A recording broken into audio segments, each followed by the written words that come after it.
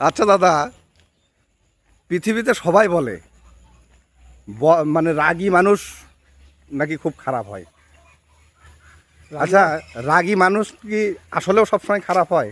রাগী মানুষ তো ভালো হওয়ার কথা। হ্যাঁ, রাগী মানুষ ভালো হওয়ার কথা। এদের মনের মধ্যে কোনো প্যাঁচ গোছ নাই, যা আছে এই জন্য রাগ করে। সাথে সাথে সাথে বলে দেয়, মানুষ ওই যে ভেজাল বেশি, এখন ভেজালটা বেশি, এই জন্য মানুষ রাগ করতেছে আর কি। তাই না? হ্যাঁ। ভিতরে যা বাহিরেও তা। হ্যাঁ।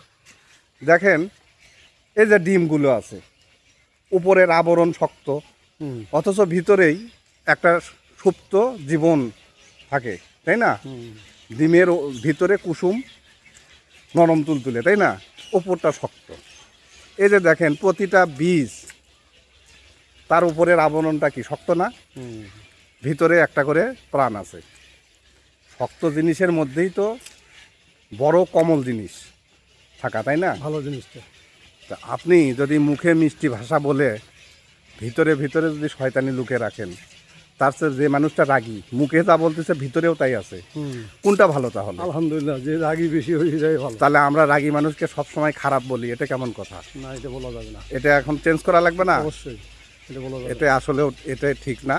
আপনি দেখেন, প্রতিটা রাগী যারা, প্রতিটা যেখানে ভালো কিছু লুকানো আছে, তাই না? তার ভিতরে নরম কিছু থাকে, ওপরের আবরণটা কি শক্ত না? সত্য।